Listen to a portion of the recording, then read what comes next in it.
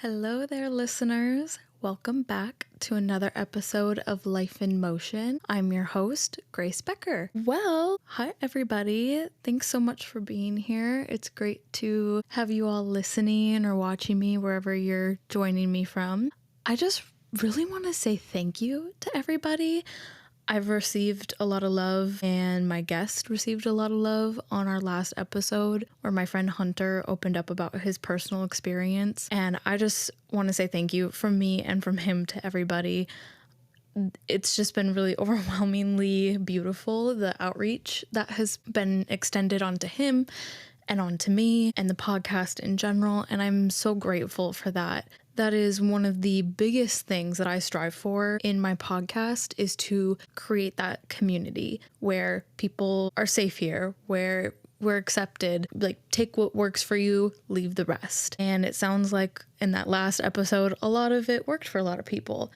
As I'm recording this, it's currently Sunday and today is daylight savings. And as far as I know, that means that we lose an hour. So gonna get 1 extra hour less of sleep tonight, which I'm a girl who needs her sleep. I need at least 8 hours. Fun fact, actually, depending on your hormone levels, if you have like high testosterone, high estrogen, whatever the case may be, you need different amounts of sleep. I have high estrogen, so I need typically people with high estrogen need around 9 hours of sleep at night. So I usually strive for 8. I try to make it to 9 if I can, but 8's usually at least good for me to get through my day. So yeah, I don't know how to feel about losing the hour of sleep, but I am excited to have more sunlight during the day. I am so excited for spring and for summer. So I guess it means good things are coming, right? Just one night of one hour less of sleep, but we get to enjoy the nice weather and the daylight from then on out. So I will take it. But yeah.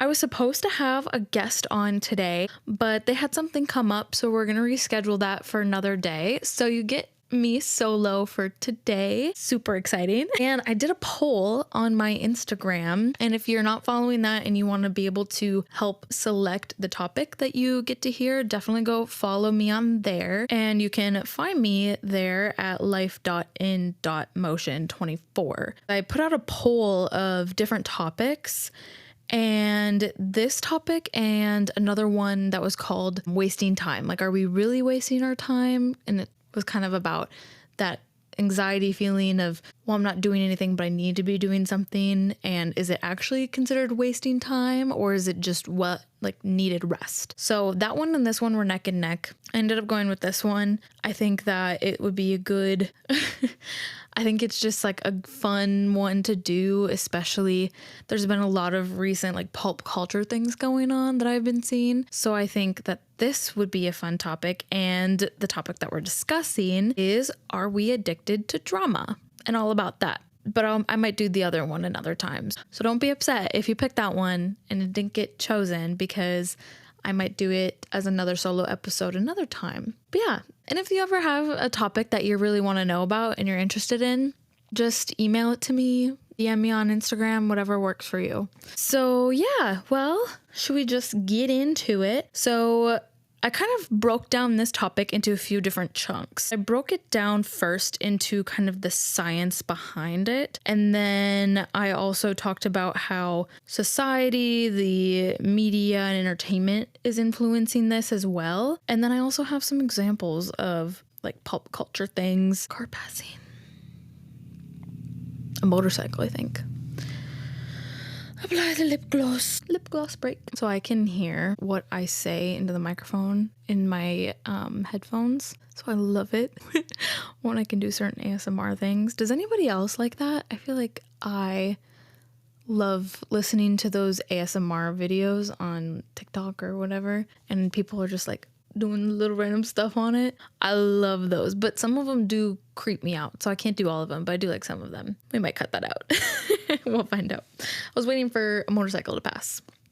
Okay, so for today's content, the reason that I was really intrigued in the are we addicted to drama, for a few reasons. One, there has been a lot of things going on in social media lately. Well, I mean, when is there never not something going on, to be honest? Let's be fair here. But also, as my job as a therapist, one of the reasons I love my job is because sometimes I just feel like I get all the gossip, I get all the tea, I get all the drama, right? And I get to help the person through that and navigate it and help them learn more about themselves and their relationships and all these things. So there's a lot more to it than simply just listening to it. Definitely involves a lot of like hearing some of the dirt, which I love. I love knowing what's going on in people's lives. I am so infatuated with other people and their story that I think that this job just honestly, therapy chose me. I didn't really choose it. It chose me. So that was kind of two reasons why I was really interested in diving into this topic. So when I was researching, okay, well, how is it that like drama, whether it's our personal lives, it's reality TV, it's whatever's going on in the news, whatever the case may be, what about it is so appealing to people that we're just kind of one of those things where we don't want to look away. Even if we want to look away, sometimes we can't. So that's kind of what led my curiosity into fruition of this topic. So the science behind drama. So drama in many ways acts like a stimulant to the brain. And when we're engaged in situations that someone might quote as dramatic, and you can really filter dramatic with whatever you want, like high adrenaline, energetic, whatever the case is, drama is what I'm going to be using today. But whether it's in real life or it's through media, our brains release certain chemicals. So there is science behind why people are kind of in that situation of, I want to just know what's going on. I can't look away, even if it's something that, you know, maybe is taboo or someone's being canceled, right? There's cancel culture in today's world. Whatever it is going on, there are chemicals that are playing play here, and they play a huge role in our attraction to drama. So what are these chemicals, right? So the first one, we've got dopamine, and this is what I like to call the reward chemical. Dopamine is the brain's feel-good neurotransmitter. So it's released when we experience a pleasurable activity, event, and it essentially gives us a feeling of reward, right? So the dopamine is kind of our reward for engaging in this activity. So when we witness drama, like in a movie that's maybe action-packed, or like a soap opera or a telenovela, or it's a social media post or an argument that we see on TikTok, Facebook, and it could be really anything that gives us that quick rush of dopamine. Those chemicals are really encouraging us to seek out the reward again. So say you're on TikTok, right? And you see this one post this person made commenting on another post somebody made where they said something that was really inappropriate. And then all of a sudden you're like, whoa, what? What did they say? And it gets your attention, right? It's like an attention grabber. And then all of a sudden, next thing you know, you're deep diving into like 15 TikTok videos on this one topic because we're just so attracted to the drama, because we're getting that reward chemical, the dopamine, is being released into our brain every time we see it, every time we learn a new piece of information, right? It's just kind of like confirming that, yeah, this topic is really interesting. It's like hot, it's heavy, let's get into it, right? So it's making us more likely to become addicted to the thrill of chaos. And some examples of this would be things like reality TV. Reality TV has this consistent tension and emotional conflict that keeps the viewers hooked, right? So if you think about one of your favorite reality TV shows, whatever it is, it could be Love is Blind, that has some new seasons out. It could be Keeping Up with the Kardashians. It could even be America's Greatest or British Bake Off, whatever it is. Even if it's not reality TV, it could be something that has just been streaming for a long time. To keep the plot interesting, there has to be that climax, right? There has to be that drama that keeps the person following with with the cast or the actors throughout the plot line. All of a sudden to have this big effect of that drop off effect of, oh my gosh, that was crazy, that was wild, and this dopamine is just rushing in our heads, right? It's because every time there's a new piece of drama, it triggers that dopamine release. So just something really, really interesting about dopamine. Another chemical that is at play here is the stress hormone, otherwise known as cortisol. And cortisol is actually a stress hormone that is released during moments of danger, stress, anxiety, whatever that case may be. And while it's commonly known for its fight or flight response, it also plays a huge part in our emotional reactions. So when it's drama, specifically in the form of arguments, conflict, fights, whatever, dangerous, right? Dangerous or seen as threatening is maybe a better word. Whatever threatening situation is at play, that is triggering a person's cortisol levels, because that's that heightened level of stress, of anxiety that engages us. It captures our attention. Think about when you've maybe seen a video of someone fighting or fighting in real life, like physical fighting, or it's some people having this argument in real life, maybe your family or your friends, or you're in a fight. You're paying attention. You might not be actually listening, but you're paying attention to the movements of that other person, and you're engaged, and you just kind of can't look away, right? Our cortisol is at high levels, and it's heightened our sense to make any situation feel more intense. So I often say to people who are experiencing high anxiety that oftentimes cortisol, the chemicals being released in our brains, and it's telling our brains that whatever perceived or actual threat is going on in our environment is much more threatening than it is in actual life. And sometimes that heightened level of stress or anxiety can turn into a craving. And we crave that heightened sense of emotion. So the intensity of the drama provides a way to feel alive for emotional engagement. So another very interesting hormone at play is adrenaline. And there were so many times I wanted to reference adrenaline, but I had to hold off because it was the final hormone that is at play here. And this is the excitement chemical. So maybe some of you have heard of that phrase, adrenaline junkie, right? So something really exciting is going on, whether it's something that's dangerous or just really interactive, like a roller coaster that maybe gets your heart rate bumping. That is adrenaline. And that is why some people say, I'm an adrenaline junkie, because they like that feeling of excitement. It gives them this rush. So they seek things that can give that to them, because what it does is it increases the heart rate, it sharpens a person's focus, and it makes you more alert. So when drama happens, whether it's an intense confrontation, it's gossip, or even a dramatic storyline, we get an adrenaline rush. So people who crave excitement may unconsciously seek out situations or stories where they know drama will unfold just to get that physical rush of adrenaline. That's why some people tend to thrive in high stress situations or surround themselves with chaos. I've also heard this with a lot of people where they will say the phrase, I thrive in chaos, right?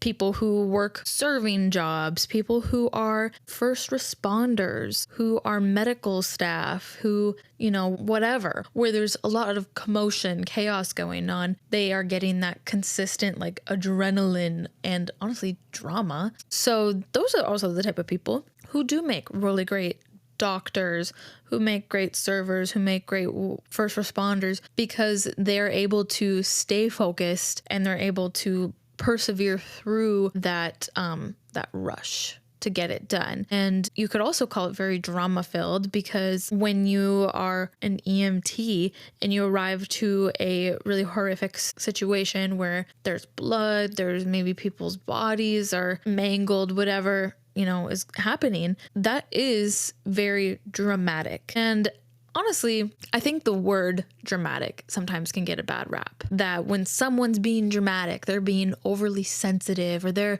exaggerating or all these things. I think that when people say the word or hear the word dramatic, it's often perceived very negatively, but it doesn't always mean something negative is happening. It just means something very thrilling, very high energy is going on, something that is putting people on alert. So that in itself is just something to consider when you're thinking of these different chemicals and how they're being put into play in your brain when next time you watch a movie, next time you go on a roller coaster, next time you're in an argument with somebody or you're witnessing an argument online. Something to keep in mind is, what chemical is at play here? So the next question to ask ourselves is, why do we keep coming back for more? And the combination of all these chemicals, the dopamine, the cortisol, the adrenaline, it creates this emotional roller coaster within us. So people who experience or witness drama may find it hard to free themselves from that cycle because the brain is essentially addicted to the emotional rush. So we're addicted to that emotional rush of the dopamine and the cortisol and the adrenaline. It's just keeping us in this loop and we're like, we can't get enough. So over time, this leads to a habitual craving for chaos or for conflict. And it's not always healthy. Sometimes it can be. Again, like if you're an EMT, if you're a server, whoever, maybe it may benefit you, or like in my case, a therapist, some interest in another person's life when they're explaining a dramatic event can aid me because I'm expressing interest, the person's feeling validated, what may have you, but it is not always healthy for us. So the cycle of drama addiction, it triggers a cycle of emotional highs and lows, that emotional roller coaster that I was talking about, much like other addictive behaviors. So people who get used to these emotional spikes over time, the brain becomes conditioned to expect them. So think about, if you've ever drinking alcohol before, if you've ever used drugs, if you've ever gambled, if you've ever gone and done a bunch of roller coasters, whatever it is, right? You get that rush and it's addictive. If you're gambling and you're spending a bunch of money and you're making a bunch of money, it feels good. And our brain is responding in a really positive way to this. So it feels good. It must be good, right? Not always. I'm really sorry if you can hear vehicles in the background. Daylight savings, everyone and their mother and their dog is out right now, driving their motorcycles and their cars very loudly. Don't think I'm trying to record a podcast in here. So sorry if you hear that. But yeah, it feels really good. It feels really exciting. The unpredictability of drama can make it feel exciting because you don't know what will happen, because you don't know what will happen next, like gambling. In gambling, it's a risk. You don't know what the end result is going to be. Just like with drama. Typically, we can't foresee every single scenario and how everything is going to end. So that's what kind of keeps us hooked, right? It's like that cliffhanger that hooks us in and it just drags us with it because it's so enticing. The unpredictability and the uncertainty, it creates this emotional charge within us and can hook us. That is kind of why there is this cycle of drama and why we crave it, at least on a scientific level, right? On a psychological level, there are chemicals at play in addition to some social, emotional ones as well, right? So some further background just on, what else could be at play here. My friend Rachel and I, Rachel is also a therapist, we recently did an episode on attachment styles. And in that we talked about the 4 main types of attachment styles and how they're developed early in a person's life.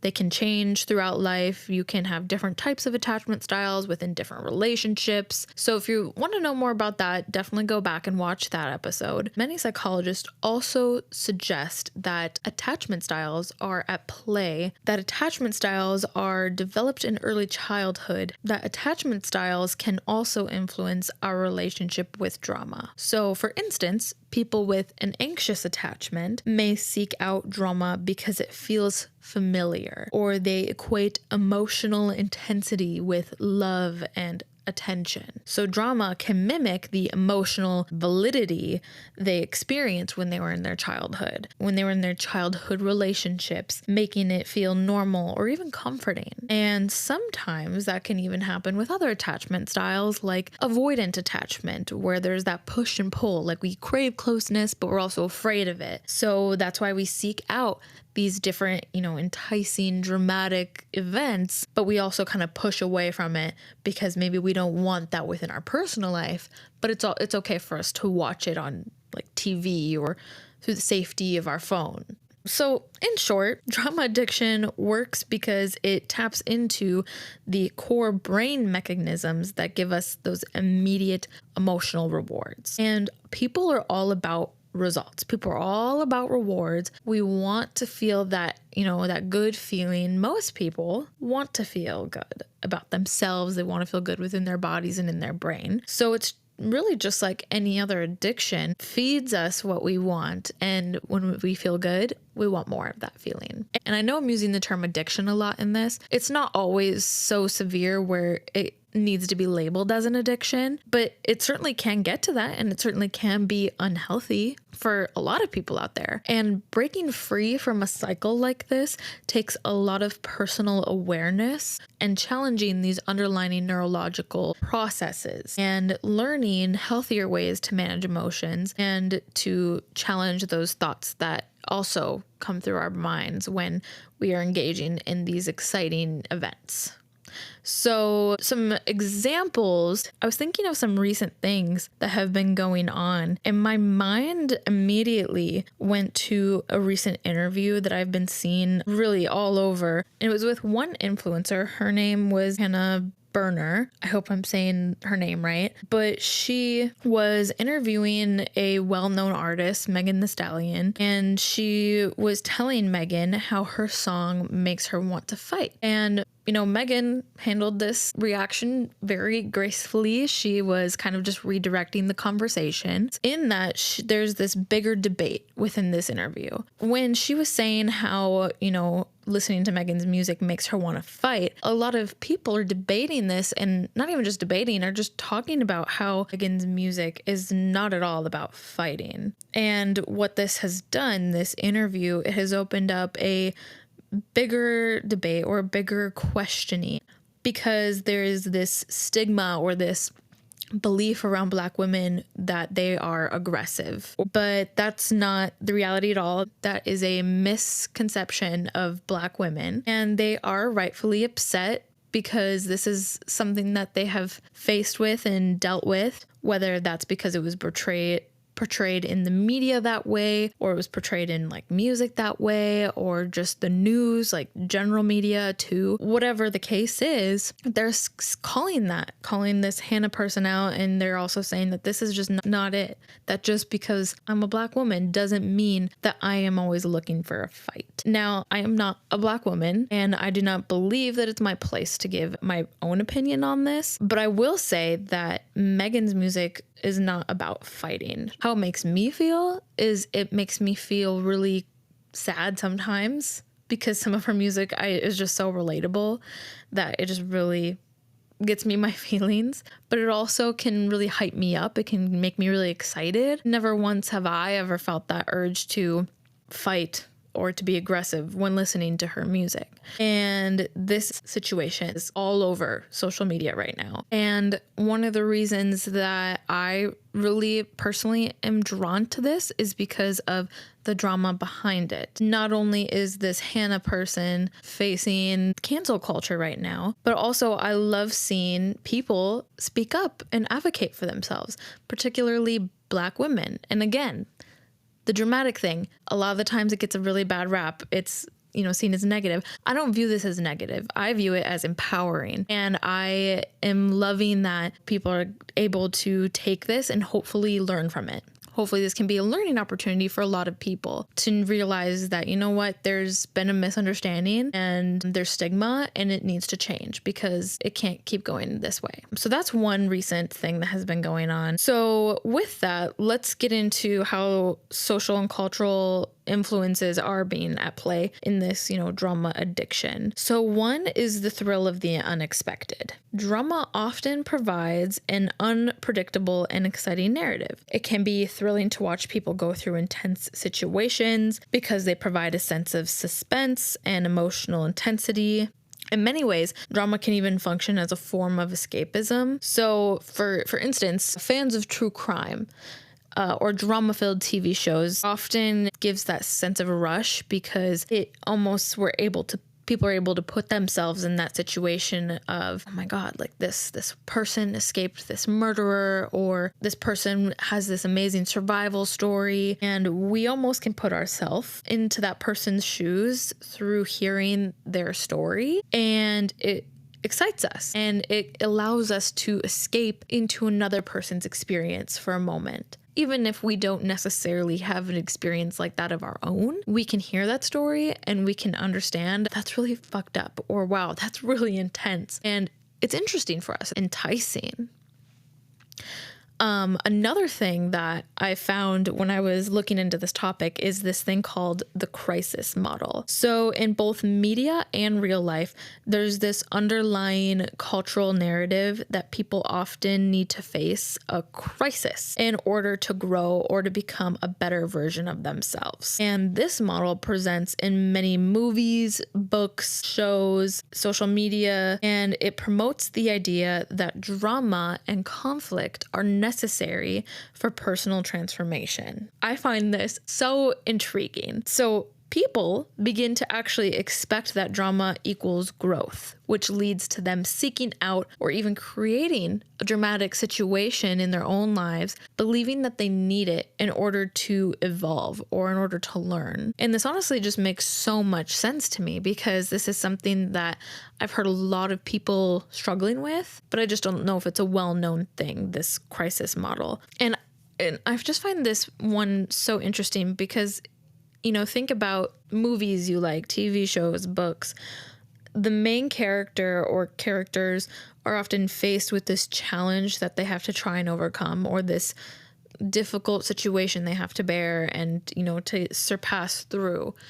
And that is just what makes it so enticing. That's how you get the good ratings. That's how you get the engagement from viewers, is because there has to be some sort of crisis or question at hand that you have to overcome with the listener or the viewer for them to be, enticed and to feel that they've evolved and learned. And sometimes, like it said in here, that a lot of people, if they can't find that, they will create it for themselves. And I would love to know more about that as well, because to me, what I'm hearing when I say that is sometimes people will create, made up scenarios for themselves, or they will start fights with people just so that they can have that opportunity to learn and to evolve. I would also argue that there's some other things at play there, more than just the craving for drama, but some mental health diagnoses going on too that would provide a little bit more context to it. So something else about drama is that it can also be a bonding tool. And one of the ways it can be that is through shared experiences. So drama often brings people together. Think about gossip and how it, you tell one person one thing and then they go tell another person, and then that person goes and tells this group of people. And then all of a sudden, it's like this connection thing. Or it's a TV show that a lot of people will watch together, like reality TV, right? It's a bonding experience among peers, among friends, among people. And talking about a particularly intense or scandalous moment in pop culture, TV, can be a way to bridge people together and to connect them because they experience this shared intense moment where that dopamine, that cortisol, and that adrenaline were being pushed through. And that can lead to a sense of identity and belonging. So for some subcultures or groups, they even develop around shared drama. So, for example, certain fandoms or online communities form around a drama or controversy involving celebrities, public figures. Think about like an artist, right? Think about a famous music artist, a famous TV star, a famous TV couple. There's fandoms that are created about them. I've been scrolling on TikTok and I will see a clip of like a slow motion video of different images of a celebrity and like really popular music going on with it. And that's because like people like them. People are, trying to bond with others. And these communities bond over collective excitement, but also outrage. So in that example that I was talking about earlier with Megan Thee Stallion and the person who interviewed her, mostly what I've been seeing is outrage at that person's comment to Megan. And that can bring people together. I have learned so much through that one thing. And I feel like more connected, or I just feel like I've grown, I've evolved, I've learned something in that too. So drama definitely fuels a sense of identity and belonging. So the final aspect of all of this is, how do we break the cycle of this drama addiction? One, find and identify the root cause. Is it fulfilling an emotional need, like the community that we were talking about, or the excitement or the validation? Is something from your past conditioning? Is it something that you learned growing up? Like I talked about the attachment styles. Is it a distraction from what you're really going through in your own life or on the inside? If you said yes to one of those, then I would definitely recommend going to therapy, doing some self-discovery, or even just, some own personal work. And I'll tell you how you can work through those things here. But also, when you're identifying the root cause, if you are able to, draw back and find out, it's not necessarily filling one of those. It's just something that keeps me interested. That is okay. Like I was saying before, drama isn't always so negative. It can just simply be a source of entertainment for you, like a TV show. And it doesn't have to be much deeper than that. Okay, so ways that you can work on this on yourself. So one would be to recognize your triggers. Who or what consistently pulls you into drama? Is there a certain person in your life who you would consider a very dramatic, emotional, maybe accusatory, whatever the case is, maybe person? And maybe that's just not a person that's good for you. So then you need to think about maybe setting boundaries with them, which I also did an episode on. So if you want to know how to do that, go find that one. Another thing to recognize is, do you feel a rush from the gossip or from the conflict or the chaos? Is that a trigger for you? Is it a negative trigger that kind of debilitates you, or is it something that pushes you forward? Something to think about. Are there specific emotions that make you seek out drama, such as boredom, rejection, insecurity? I know a big one for me is boredom. When I'm bored, that's when I'm going to go scroll on social media. That's when I'm going to go put on a show. That's when I'm going to do whatever. And if I ever find that the drama addiction is becoming too much and it's starting to control my life, that's when I'm like, okay, I need to take a break from social media. I need to set a time limit on it. I need to escape from it for a little bit. Maybe I need to stop watching a certain show, because for me, my cortisol levels, one thing about me is they are shooting through the roof. And one thing, my boyfriend loves to watch war or military movies. I'll watch some of them, but some of them cause me such stress and anxiety, and because it's so drama filled, but also I can also think that this is a real experience someone went through, or like related to an experience someone went through. And that can be too much for me sometimes, and it makes me shut down. So then to me, I'm like, okay, I look away, or I, distract myself in that case. Once you're able to identify the root cause and the triggers that lead to you seeking this drama, I would encourage you to shift your response. So one thing is to pause and reflect. A lot of times people are just reacting. If there is, if someone's coming at you and they start yelling at you, you're going to feel attacked.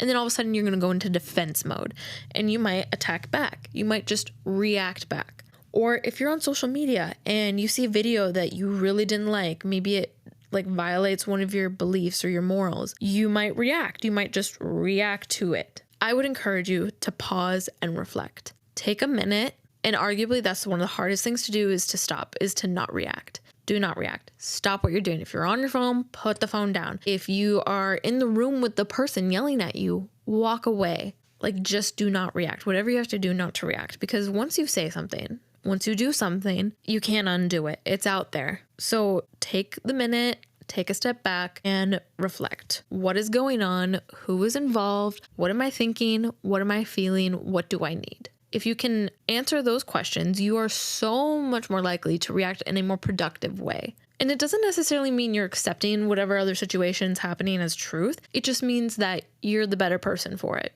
because you're reacting in a productive way. You know what I mean?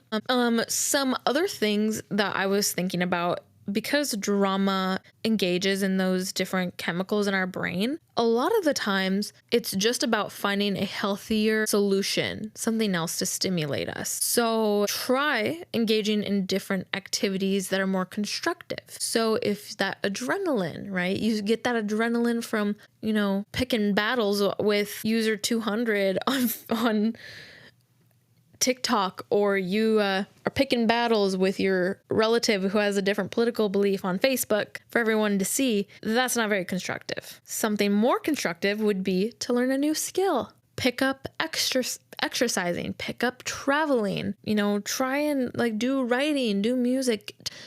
The last thing I'm going to talk about is find genuine connections. So a lot of the times drama is about building community, whether it's you feel connected with the person on the screen that you're watching, or, you're trying to build a connection with a person with you in real life. Focus on genuine connections. Build a trusting relationship that is not based on turmoil. I hope that makes sense. What I mean by that is that sometimes when drama can tap into that negative, a lot of the relationships that we hold are then that cycle continues in that negative. And you can change it, you can challenge it, and you can, change your relationship for the better. But a lot of the times it's very difficult to do that, and people just kind of stick with that cycle of that turmoil. So try and strengthen the relationships you already have, or build new relationships that are based on genuine connections rather than just drama, gossip filled. I hope that makes sense. But yeah,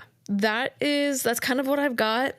This was a really interesting topic to discuss, and I'm really excited to hear everybody's thoughts on it. If you like what you heard today, please leave a rating, leave those 5 stars, leave me a review down below. If you have any questions, feel free to email me at life.motion24@gmail.com. You can find me on my Instagram at life.in.motion24. You can find me on my TikTok at life_in_motion24. I upload every week, every Thursday on Spotify, on Apple Podcasts. You can actually watch videos now on my YouTube channel. And yeah, you can just find that by searching Life in Motion with Grace Becker, and it should pop up. But thank you so much for being here with me, and make sure to stay tuned in to hear all about Life in Motion.